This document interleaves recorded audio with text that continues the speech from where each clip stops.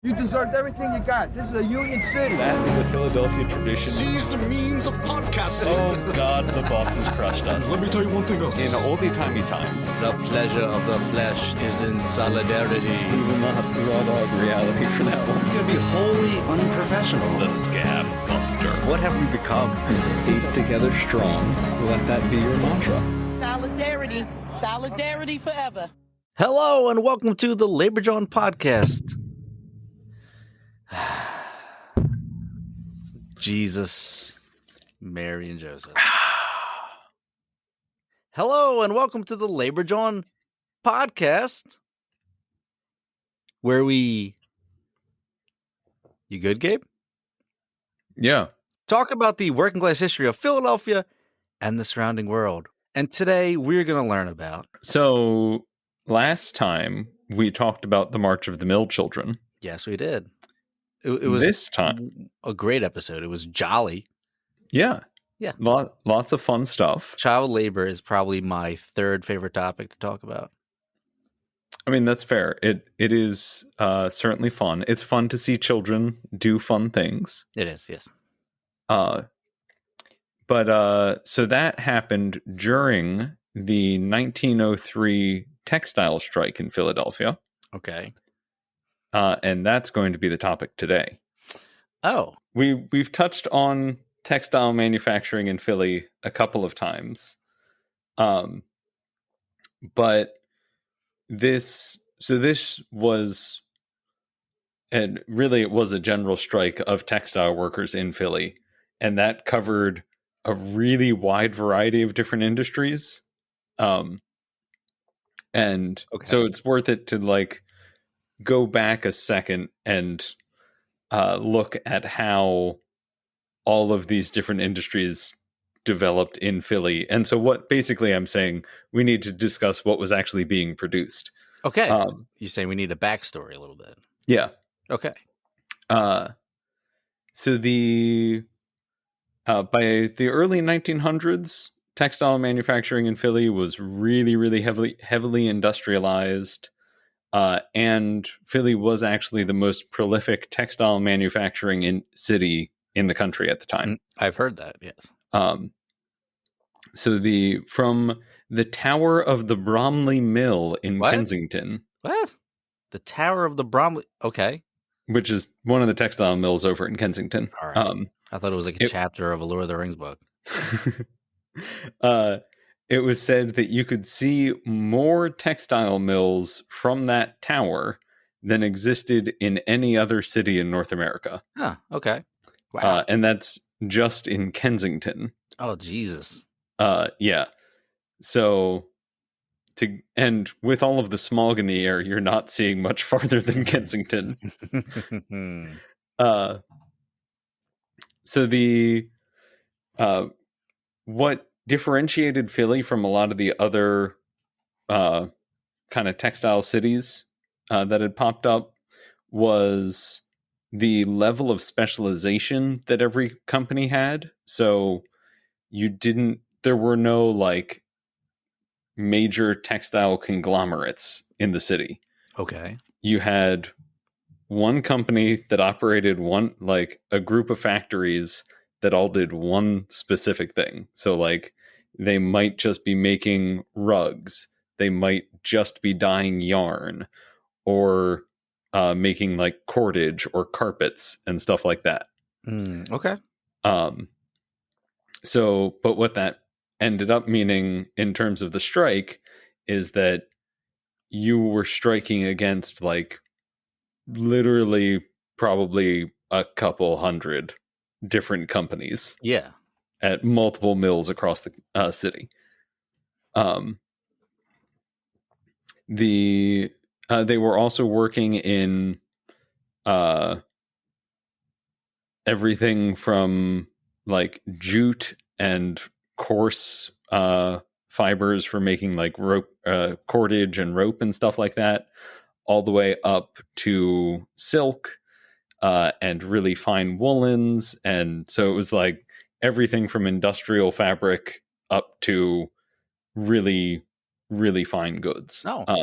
So while there were a really wide variety of mills across the city. They were all concentrated in a couple specific neighborhoods. Okay. It's So not just all in Kensington? no, That's a shame. it was mostly Kensington and Manayunk. Oh, okay. There were also some at the Falls of Schuylkill, which is East Falls. Okay. So you know the Dobson Mills under Route 1? Sure. I think we mentioned this in the last episode. I think we did. Yeah, so that was one of the major ones. And then there were also a couple mills up in Germantown, and one that I live like 2 blocks from was actually specifically mentioned. Oh, all right. And it still exists, making cotton tape. Cotton tape. Yeah, like cotton ribbon. Oh, okay. So that still exists. I don't think it's the same company anymore, but the mill is still there, and they're still making stuff, which is cool. Oh, all right. When the Phillies got close to the World Series, they painted their front entrance with a giant Phillies P. And now that's still there in defiance of the truth. Game. Nice. So all of these mills, regardless of what neighborhood they were in or what industry they were in, had absolutely god-awful working conditions. Unsurprisingly. Yeah, of course. Yeah. A lot of the unskilled labor was being done by children and young unmarried immigrant women. Oh, okay. So easily exploitable members of society. And obviously they were, because of both misogyny and the fact that children generally couldn't advocate for themselves that much. I mean, you can always have more children. Yeah. I mean, you just, yeah. They were paid more American? What is more American than exploiting immigrant women and children?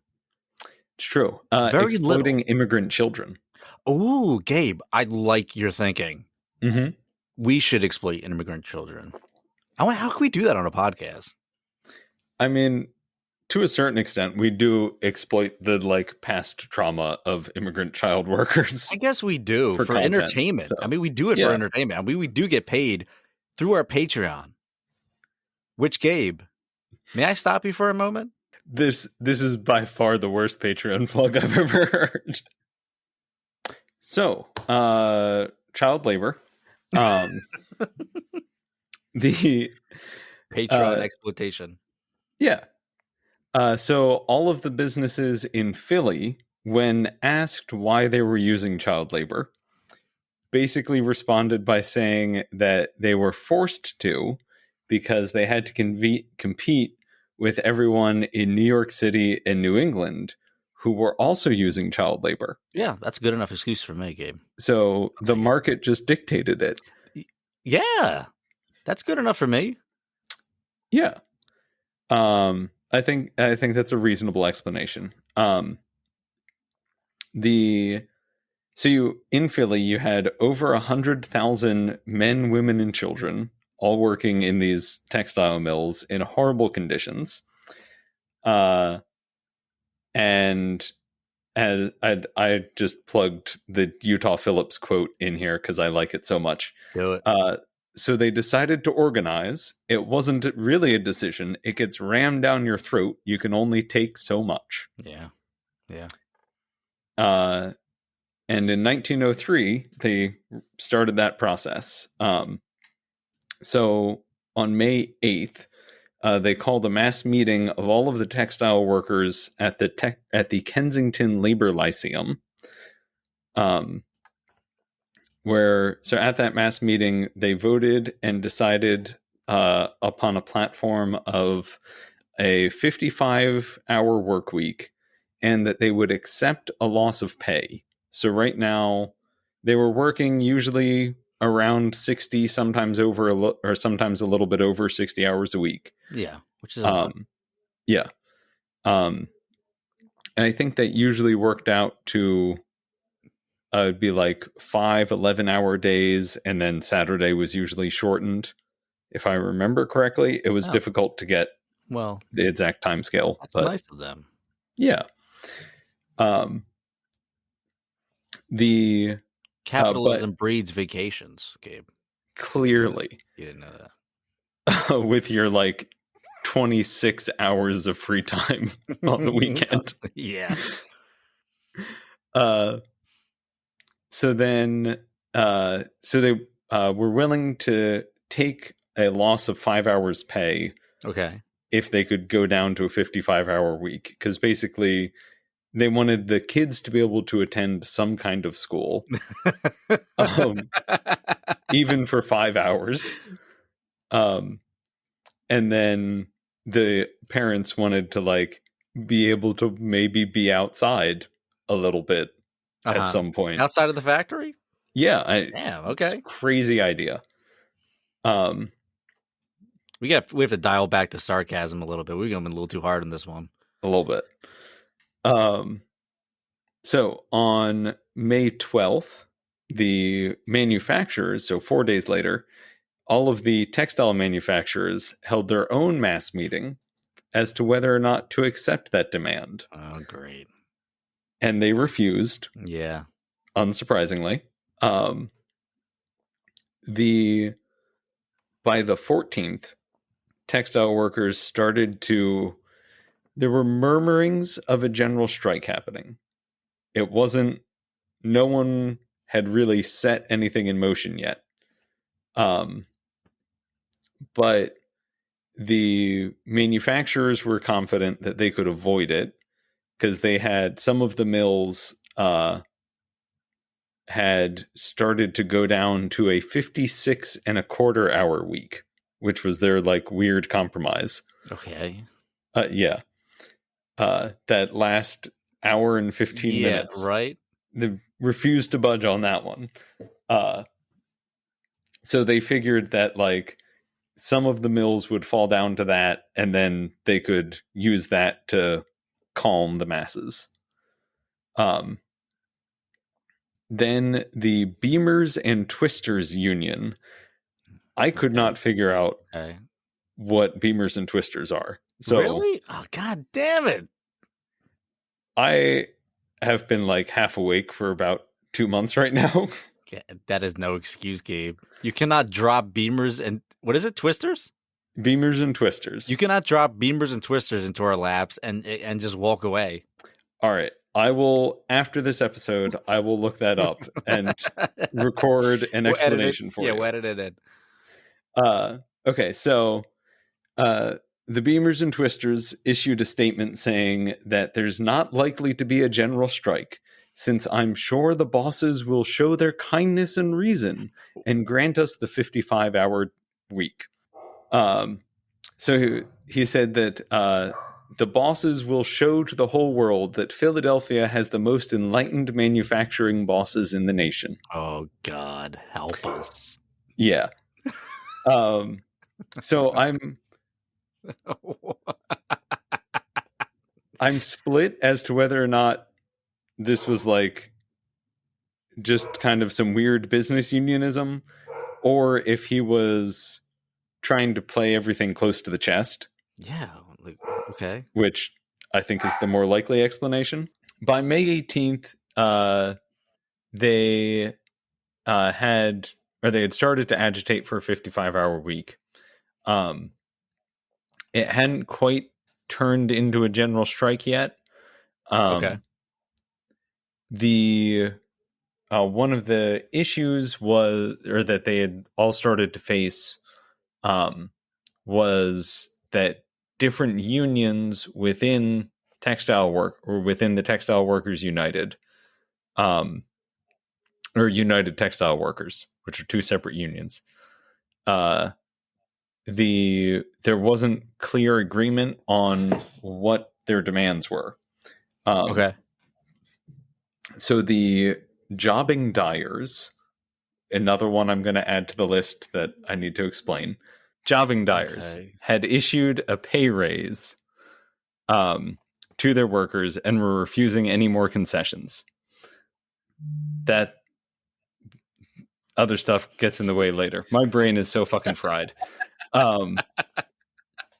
Okay, so then while the jobbing dyers were being adamant in fighting the 55-hour week, textile workers in Chester, to the south of Philly, had pretty much organized themselves pretty thoroughly and somewhat independently of the unions in Philly. And they had somewhere between 4,000 and 5,000 workers, all demanding a 55-hour week.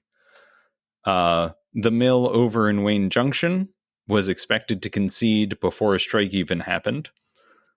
So the one right near me. And at this point, so by like mid-May, no one was expecting a general strike. It looked like individual mills were going to start conceding.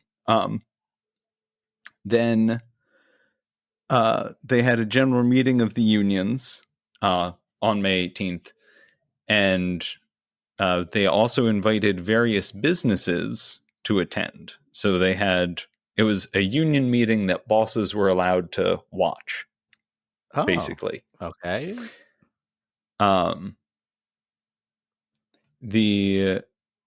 Those businesses were allowed to stay later and discuss with the business agents from the union. And the ones that stayed agreed to raise wages from $2.25 a day to $2.50 a day. Okay. And to increase the number of apprentices so that they could admittedly get more kids into the mills, but okay, more children. Yeah, specifically, yes, we will allow more but children. Specifically with the intent of like training them into skilled work. Then, well, that's what you want in your mill. You want skilled child labor. Yes, you do not want unskilled child labor in your mill. The real key is well-paid, skilled child workers. Yeah, of course, that's the ideal. That's what we're going for, so that we can all retire at like 25. Oh yeah, that's not happening. First, that's the end game of capitalism. It is skilled, well-paid child labor, or basically for like the last quarter of May, between the 22nd and the 28th ish. More mills capitulated to the 55-hour week. They were trying to basically, the mill owners were going through their tactic of averting a general strike by letting individual mills agree, in the hopes that those workers then wouldn't go on strike, and that would prevent all of the other workers at mills that didn't accept their demands from going on strike, because there wouldn't be enough support. Yeah. So then May 29th, the first 4 mills went out on strike. Okay, good. So everything started rolling finally. And immediately in response to that, and in response to his workers demanding a 55-hour week, the mill owner of John F. Lodge and Son in Frankfurt locked out their workers. This was the first lockout of the strike because it started on the same day. But by the end of the day, 8 more shops had joined. So by the end of May 29th, there were 12 different mills on strike, and the general strike was starting to get rolling. When you lock out child workers, do you just put up a sign that says you must be this tall to work in this factory? Honestly, with like young immigrant labor, even not children, everyone was so malnourished that like you could just set it at about 5'10" and no one was getting in. On May 30th, the general strike was officially called, and all of the textile workers, or 75,000 textile workers, were expected to be idle by June 1st. Already, though, 12,000 had returned to work. That's not good. Because 40 firms conceded to a 55-hour week because they saw what was happening and they're like, oh God, that's terrifying. Yeah. And conceded. All right. Well, that is good. Then about 15,000 stocking and hosiery trades workers didn't join the strike. These were mostly women and children and almost entirely unorganized at this point. So they'll come back in a little bit. So the Central Textile Union, which was the union of unions within the textile industry in Philly, issued instructions to all its constituents that they were to treat employers kindly. They were withholding their labor. They were not attacking scabs or establishing picket lines. Oh, okay. They did, however, issue a statement of demands. So this was what was published in the Philadelphia Inquirer. Okay. To the public, a general strike of more than 100,000 textile workers, men, women, and children, will be inaugurated in this city tomorrow to prevent the physical and mental deterioration of this large class of the community. 36 trades representing 90,000 people ask the employers to reduce working hours from 60 to 55 a week. They are willing that wages be reduced accordingly. They strike for lower wages in an effort to get shorter hours. 3 trades representing 10,000 people ask for the same reduction in working hours, but in addition, they ask the same weekly wage or a slight increase, averaging about 10%. So that was what I was talking about a little bit earlier when I was stumbling over my own words and not able to get a coherent sentence out, that there were certain industries that were making independent demands. The request for shorter working hours is made principally for the sake of the children and women and for these reasons: to improve health, to increase the opportunity for education, to gain time for enjoying some of life's pleasures, to get some of the benefits from the use of machinery, to enable the breadwinners to spend more time with their families, to give the workers more than a bare half an hour in which to eat their noon meals. And for 6 years, the organized textile workers of Philadelphia have been trying in vain to persuade the politician-controlled legislature of Pennsylvania to pass a law which would reduce the working of children and women and stop them from doing any night work. Shit. 6 years. Those kids are almost adults by now. Yeah, seriously. It is the women and children workers who are the most disorganized and who can least resist poverty on one hand and a few extra pennies on the other. The unions have, therefore, decided to make a supreme effort at this time on their account and for the sake of humanity. So, okay. Damn. Pretty good goals. Yeah. All right. That was all in the Inquirer? The businesses did also publish a response, but I didn't feel like reading that.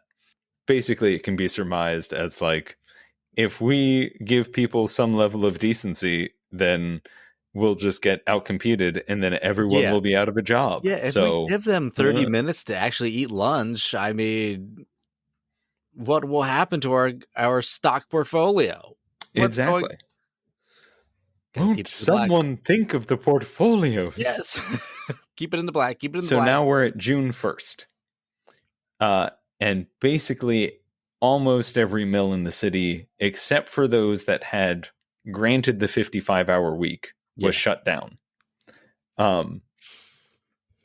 And it was determined that this was the largest textile strike to date and save the 15,000 workers who had conceded to the 55-hour week.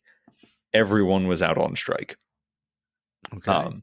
So they had like they did a very good job of getting a lot of people organized quickly. And this is where the decision to not picket actually starts making sense. Because they knew if they set up picket lines, the police were going to come and attack them. Yes. And eventually it would turn into riots and the public would turn against them. Yes and yes. So, well, yeah, I guess so. Yeah. At this Possibly. point, it was kind of their assumptions. But they also realized that if you have literally every single textile worker in the city out on strike, you don't need picket lines. Yeah. Because there's no one to fill the jobs. Yeah. Yeah. Yeah. So instead, they held picnics, mass meetings, lectures, and parades. And basically, like, just turned the entire thing into a bunch of different parties. Yeah. Good. Old school. This is what this is what we should be doing. Yeah. I love this. This is my favorite part.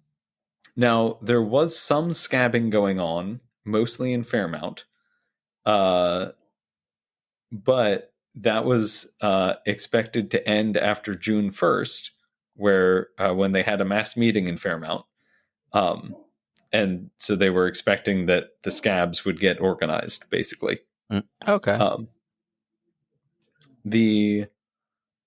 And Fairmount wasn't as deeply organized as the other, like, milling or the textile mill neighborhoods.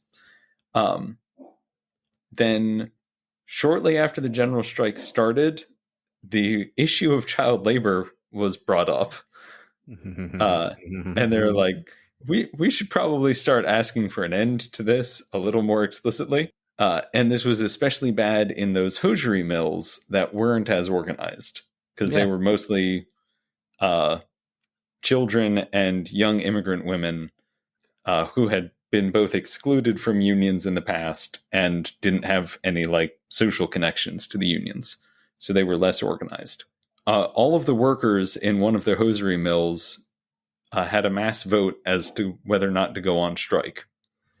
And technically, they all voted, or by sheer numbers, they voted not to go on strike. Okay. However, that was mostly because all of the adults didn't want to go on strike, and they outnumbered the kids.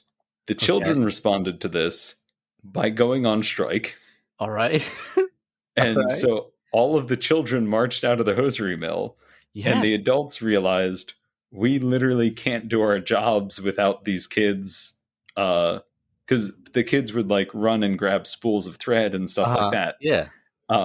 So they're just like, well, we can't do our jobs without the kids, so I guess we're on strike too now. All right. All right. Yeah. Ladies, let's go. So these, like... This is incredibly sad and exciting at the same time. Yeah. A bunch of, like, 8 to 14-year-old children self-organized and then forced to strike. I know. Yeah. So, like, when people talk about Gen Alpha is going to save us, there is precedent for this. Yeah.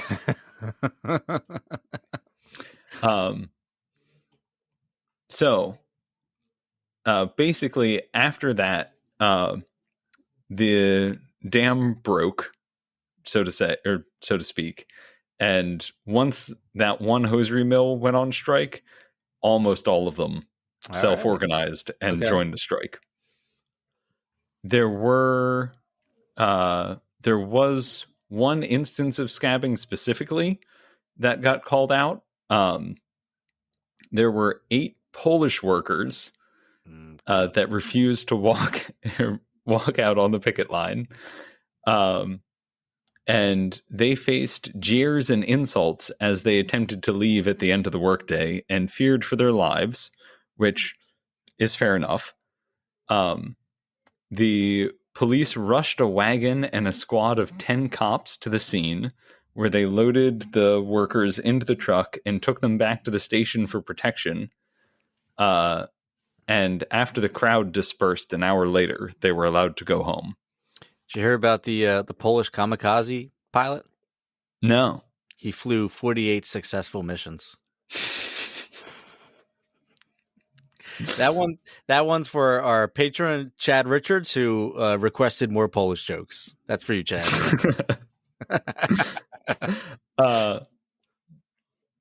So the strike very quickly started to prove successful. By June 11th, so really only like 12 days after the general strike was declared, it was reported that organizers in Fairmount had made huge success, and that they had gotten Udell's mill, which was at 25th and Callow Hill, organized, as well as Ward's mill, and that the Crow carpet mills, which were also up in Fairmount, were being organized on the 12th. The women of Fairmount had also organized themselves into the Lady Washington Association. Okay.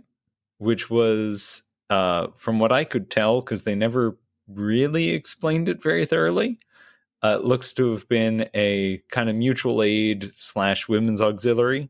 Okay. So they were like holding their own meetings, talking about issues specific to women, and then also doing mutual aid and supporting each other's families. And that became increasingly important as, I mean, basically you had almost entire families out on strike together. Yeah. Of like literally mothers, fathers, and children all in the same mill. Yeah. Going out on strike. So fucking sad though. God Yeah. damn, man. I mean, it's also just like a nice family activity. It is. It's a nice family outing when the whole family can just go to the mill and just work together. It is. Seriously, it is.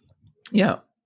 So by June 13th, though, they were starting to face a problem. Oh. And that was that the workers had all drawn their last wages, or the workers all drew their last wages on the 13th. Mm-hmm. So they weren't going to be getting paid anymore. And because so many of these workers had only just joined the union, that these weren't like long-standing dues-paying union members, there wasn't a sufficient union fund or strike fund to support. Because from what I can tell, they went from probably like 30 or 40,000 members to 100,000 in like 2 weeks. Oh. So that's a lot of mouths to feed all of a sudden.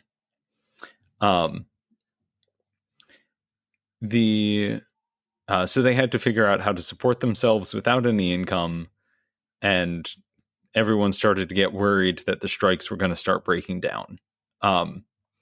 One of the proposed solutions was to bring in workers from the Amalgamated Association of Machinists, who were they also worked in the same textile mills, but were higher paid because they were highly skilled labor.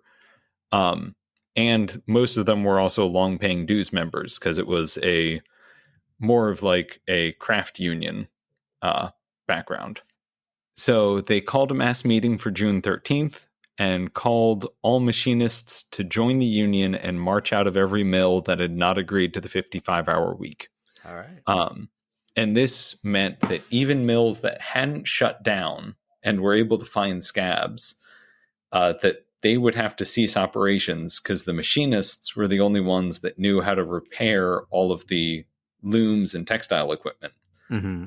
So, and these machines were just like in constant states of repair. Yeah. Sure. Because they were running pretty much 24/7. So they're going to break down. So it would only be like a matter of weeks before an entire mill worth of machines was just broken. And then you needed to call in a machinist to fix everything. But if they're all on strike, you can't do that. They called everyone out on the 13th. By the 14th, that organizing drive was continuing. They had also continued organizing in Kensington. And at this point, 89 mills across the city had conceded. So we went from 40 to 80 in about 2 weeks. Okay. or to 89. Yeah, so they're making very good progress. Yeah. There was a fear that the bosses would quote unquote cut the roll, which meant the weavers, the way you got paid basically, was you would get paid when you finished a bolt of cloth. So all of the weavers walked out with a bolt of cloth on their loom, in various states of completion. And so a boss cutting that bolt would basically mean that you're losing out on any potential future income from that bolt or from that fabric. Okay. So like if you had let's say you were making like a 20-yard bolt and you had finished weaving 16 yards, then you're losing out on 4 yards of pay. Yeah. At the end of that. And that meant that, or if the bosses did that, all of the weavers would lose between $1 to $8, which is like $8 would be almost a month's pay. Oh. Or almost a week's pay, rather. Okay. And on top of that, they would be unemployed. So you are also, so long as you had a bolt of fabric on the loom, you could come back to your job. Once that bolt was cut, that was basically like the equivalent of ending your contract. Ah, damn. Okay. Yeah. So the weavers started getting really freaked out because they were very fearful that they were all about to be jobless and lose a lot of money. Yeah. Then on the 15th, the mill owners started doing some kind of weird fuckery to get people to come back to work. In the morning of June 15th, every single work whistle in the city blew in unison. All right. Yeah. That was their kind of announcement that any of the strikers who wanted to come back to work were free to do so. Oh, okay. And like, yeah, you could just show up and come back. And they knew that all of the workers were running low on funds and were getting scared. So they were trying to like stir that up and just be like, you don't have to do this. Come on, come back to work. Yeah. We have money. You don't need to see your children. Yeah. Well, I mean, at work you do. Well, yeah.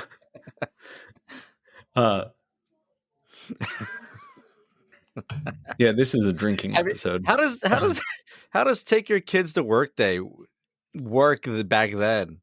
Every day is take your kids to work day.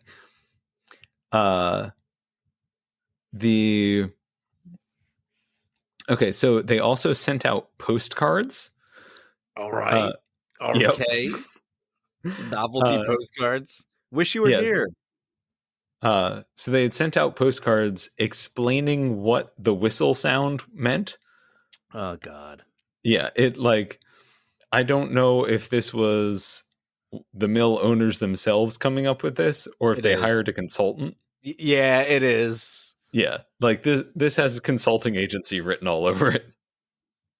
So in response to the postcards and the whistleblowing, the unions organized a mass meeting at all of the labor lyceums, or both the labor lyceums, because there were only two. So there was one in Kensington and one in Fairmount. Then they also held meetings in parks. They filled up union halls and basically any place where they could find a space. Okay. And so on that same day, while the bosses had blown every whistle, basically every single worker on strike was at a mass meeting and no one showed up for work. Good. Yeah. I'm so happy.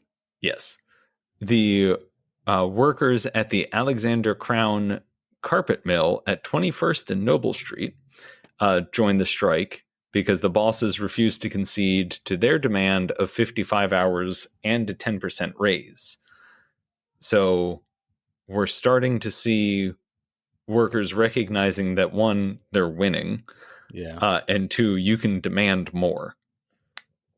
So they went from just 55 hours and a loss of pay to 55 hours and a 10% raise. There we go. Yeah, there's cool progress happening. Also, this was one of the first examples of Mother Jones showing up, where she came to the Indiana ballpark in Kensington. Okay. And gave speeches to all the workers there.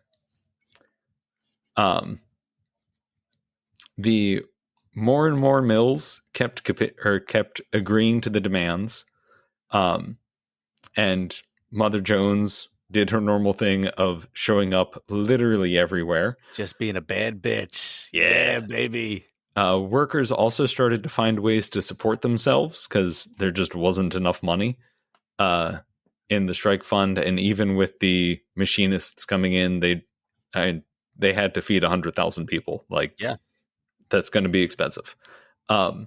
So a survey of upholstery weavers in Southwark revealed that fully half of them had taken other work. Women were working in contract mills and domestic service, and the men were working as trolley and wagon drivers or any other trade they could find. And the survey also reported that basically everyone was happier doing literally any other job than working in a textile mill. Really? Okay. And they're just like, yeah, we're not going back to the mills. Oh, we're done. Yeah, that's not good news. Well, it's still good news for the strikers, because even if those workers don't go back to work in the mill afterwards, so long as they're not working at a mill that has not conceded, it's still an effective strike. Yeah. So, and you see this a lot with early 20th century strikes where everyone was just finding other jobs. Yeah. And it was just like, I don't care. Also, a lot of the prominent clergy in Philly came out against child labor, but didn't explicitly agree with the strike. Okay. So they were neutral on whether or not you should be working 55 or 60 hours a week. Jesus But Christ. they said maybe don't have 8-year-olds operating heavy machinery. Of course not. Yeah. Of course not. So negotiations finally started at the larger mills in the city at the end of June.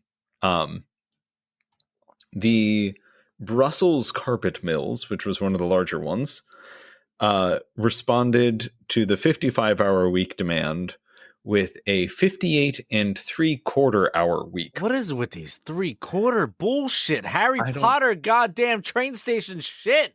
Yeah. What is going on? Just give it to them. And they said, the workers at the Brussels mill agreed to that deal on June 8th. Oh, okay. They agreed to it? Oh, never mind then. I mean, it's still bullshit. It is bullshit, but they still agreed to it. The Dobson mill in East Falls responded with a 60-hour week, but an increase in pay. Okay. And the workers accepted that. And a couple other mills kind of did the same thing where they gave like half-piece concessions or a 60-hour week, but a increase in pay. And you started to see cracks in the solidarity around the strike, where people weren't sticking to the 55-hour week demand or higher or like better. Yeah. They were taking less than that. And I can understand it because a lot of these people were like literally starving. But in terms of the strike's effectiveness, it did start to erode away at it. By July 10th, so we're skipping forward about a month, the executive committee reaffirmed that they were sticking with a 55-hour week. The Oh, sorry, June 10th. Oh, Yeah, okay. not skipping ahead a week. No, or a month, you whatever it is. goddamn. That's very unlike you, Gabe. I was gonna say to skip ahead a whole goddamn month. It's true. I at some point I'll get to the point of giving you an hour by hour play by play. Minute by minute would just be unreasonable, but hour by hour. We're almost there. Yeah. Okay, so Central Textile Union was blaming the dyers who were demanding a $13 week and 55 hours. So an increase in pay in addition to the reduction in hours. They were saying that that's prolonging the strike and preventing the dyeing mills from accepting. And there were petitions to have the dyers expelled from the Central Union so that they could actually finalize the strike.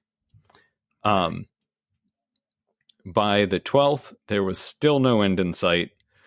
And so the Central Textile Union called on John Mitchell of the UMWA to come and speak to the striking workers to get them riled back up. So then Mitchell responded saying he was busy with bituminous workers in Kentucky or in Kansas, but he would get to Philly the first chance he had. So it was, I'll call you, don't call me.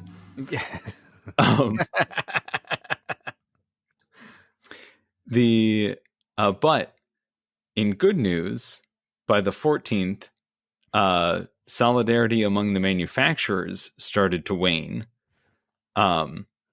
And so Dobson Mills, like I said, $12 an hour with a 60-hour week. Then other mills had conceded to $13 an hour with a 55-hour week. So that was showing that those dyeing workers were actually, they might have been on the right path, and you could get that. Basically, everyone was infighting at this point, and everyone was blaming each other for this strike continuing. On June 17th, there was a unanimous vote that the carpet weavers at the Brussels mill should be expelled from the union. Okay. Because they accepted that 58 and 3/4 hour week. Oh God. And basically that was capitulation to the bosses and weakened the strike. Their argument was that it's effectively crossing a picket line because you didn't win the demand that you were supposed to.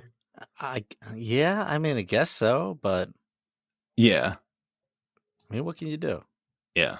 There were other mills that were doing like some real funky shit where they had unofficially capitulated. So, but there were a lot of mills that never officially agreed to a 55-hour week. Okay. But started running a 55-hour week. So the bosses were basically saying like, yeah, sure, we'll do 55 hours, but like, we don't need that in writing. And so people had started to go back to work at 55 hours based on just a verbal agreement. But without a written contract agreeing to that 55-hour week, there was nothing holding the bosses to that. And so the union started to get worried that basically the moment the general strike ended, it was going to go back up to 60-hour weeks. Interesting. Okay. Basically, the strike just continued to churn on into August. So through June and July, it just kept going in basically the same pattern of some shops would capitulate, others wouldn't. It was very like off and on. And by mid-August, it had like slowly started to peter out. Damn. It had been 9 weeks without pay for most of these. Shit. Yeah. And so by August 17th, most of the weavers and towel makers had returned to work, especially those in East Falls. By the end of August, in-grain weavers were basically the only holdouts. And we should note that the strike had gone from 100,000 or from over 100,000 workers in the beginning to around 10,000. Ooh, shit. Yeah. And a lot of that is from victories. So there were a lot of mills that agreed to 55 hours. Granted. And actually like signed paperwork to that effect. But there were others that basically just like did a handshake deal. Yeah. And they could renege on that whenever. And then there were others that did like the 58 3/4 or came up with some other deal that didn't meet the union's demands. The union's Ways and Means Committee started to distribute aid to the strikers in Kensington in order to keep the fight going. Because they recognized that like 9 weeks without pay, anything you had saved up is gone. Yeah. So then the American Federation of Labor issued a statement that any union that wished to join could join them once the strike was over. Because most of these unions were still pretty much independent. But joining the AFL allowed you access to their strike fund and support if you went on strike again. Sure. But they had it set up that you couldn't join the AFL while you were on strike, so that you didn't have like 100,000 people show up all of a sudden and be like, hey, American Federation of Labor, you need to feed us. Okay. All right, I guess. Yeah. And it was like you had to actually be a dues paying member before they'll open the strike fund to you. I have my thoughts on the American Federation of Labor in this period, but yeah, I'm starting to have my own thoughts about this too as well. So the other wrinkle to all of this is that bosses started to bring in foreign dyers to replace the strikers.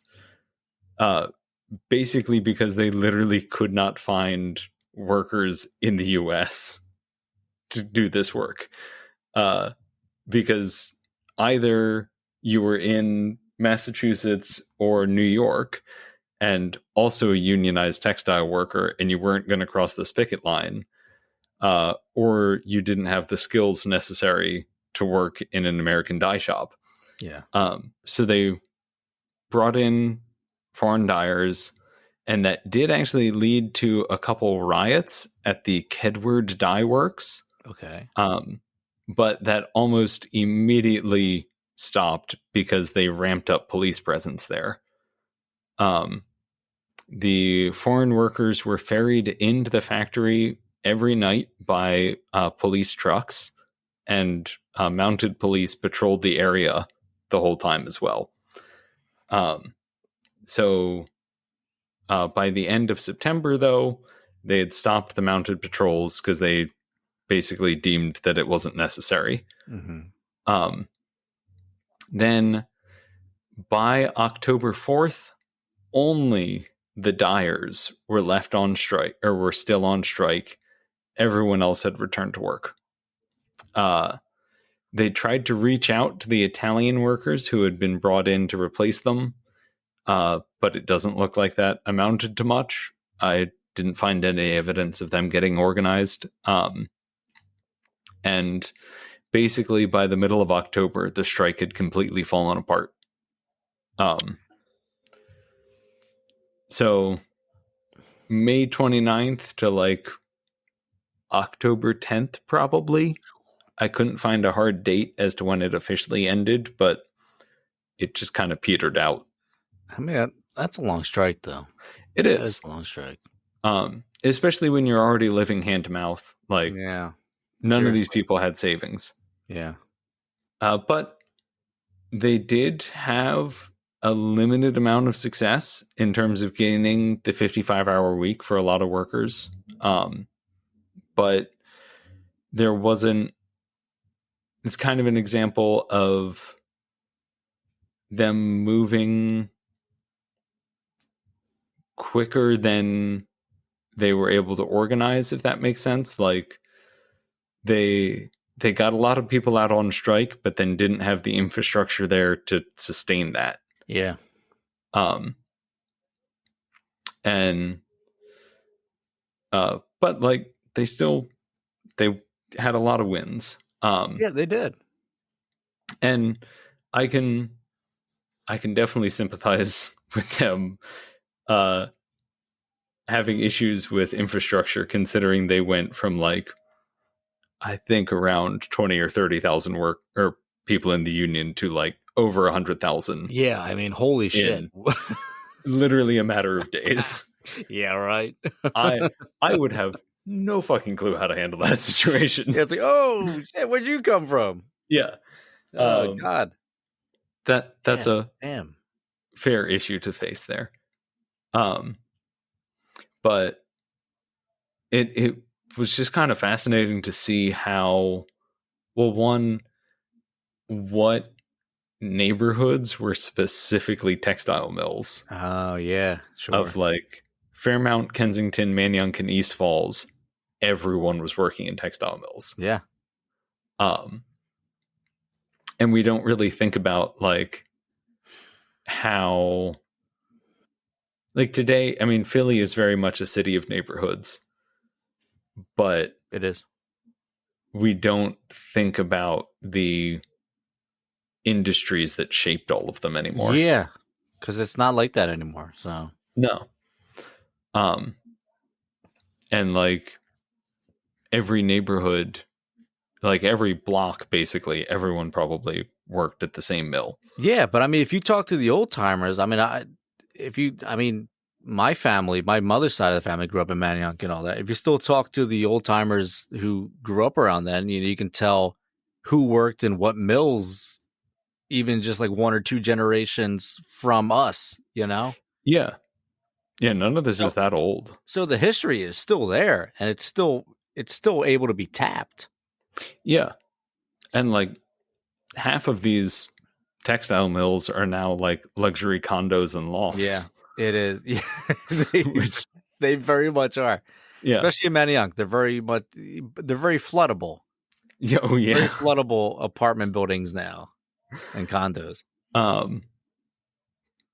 But yeah, it's somewhat of a sad story, but I mean, it's pretty badass that it took the kids. I know. To fucking walk out on strike. That was great. Like we said in the Mother Jones episode, we've solved all of these problems. The sarcasm's back. It's all good now. Yeah. The silky smooth sarcasm of Labor John. Hey, this is Gabe, and thanks for listening to the Labor John podcast. So for now, we live in a system called capitalism. And under this system, you have to exchange currency for goods and or services. And to that end, Sam and I put a lot of time, effort, and a fair chunk of our own money into keeping this podcast available and generally free. And if you'd like to help support us doing that, you can give us some money at patreon.com/LaborJohn. And if you choose to do so, we'll give you a fancy button every year, some cool merch, and an extra episode once a month, whenever possible, because life is hard, because capitalism. Anyway, we'd really appreciate your support if you've got a few bucks to spare. Also, if you happen to be a member of a union, and you want your fellow union members to learn about local labor history, we do commission work, like presentations, pamphlets, that kind of stuff. So if that sounds cool, you can shoot us an email at laborjohn@gmail.com, or contact us through laborjohn.com, or message us on social media, or whatever's most convenient for you. But if that sounds interesting, feel free to reach out. And anyway, thanks for listening. Solidarity. Have fun.